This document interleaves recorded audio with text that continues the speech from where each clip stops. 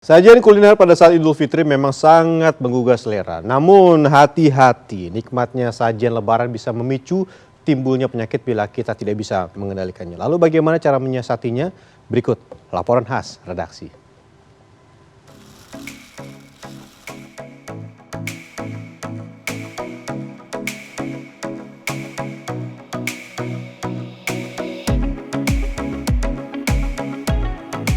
Di hari Lebaran pasti ada banyak sekali menu makanan yang menggoda selera untuk dihabiskan.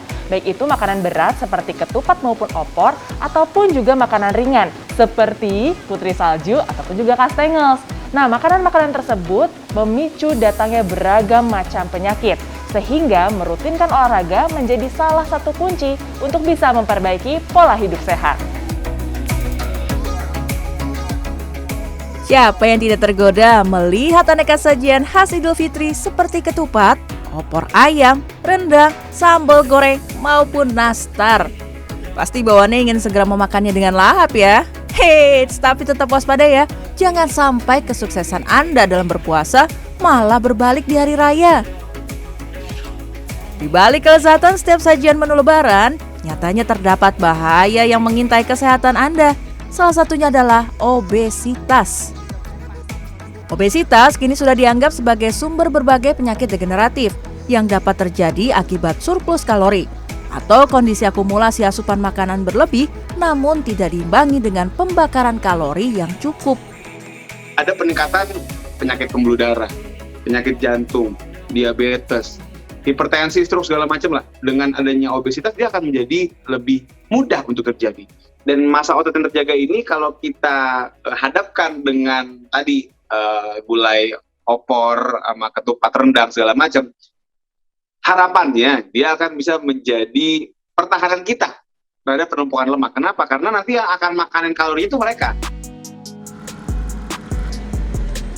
Gaya hidup sehat amat penting untuk dilakukan untuk mencegah timbulnya ragam penyakit, terutama setelah mengonsumsi sajian Idul Fitri yang penuh akan santan dan lemak. Untuk bisa meminimalkan kemungkinan terkena akar penyakit, yakni obesitas, dokter menyarankan kita untuk melakukan aktivitas fisik, yakni olahraga selama 150 menit per minggu atau dirutinkan 30 menit per harinya. Tapi kalau misalnya olahraga dirasa memberatkan dan Anda terlalu sibuk, Anda bisa mengakalinya seperti saya nih, melakukan stretching 15 menit di sela-sela waktu bekerja. Selain bisa menambah kelenturan, kegiatan ini juga bisa menambahkan massa otot. Wuhuu! Bukan hanya olahraga, Anda juga perlu memperhatikan dan memperhitungkan asupan gizi pada panganan di hari raya. Contohnya kue nastar, camilan yang wajib ada untuk hidangan tamu yang datang. Camilan ini mengandung karbohidrat sederhana yakni gula dan memiliki 150 kalori atau setara dengan 1 centong nasi untuk 3 hingga 4 butir nastar.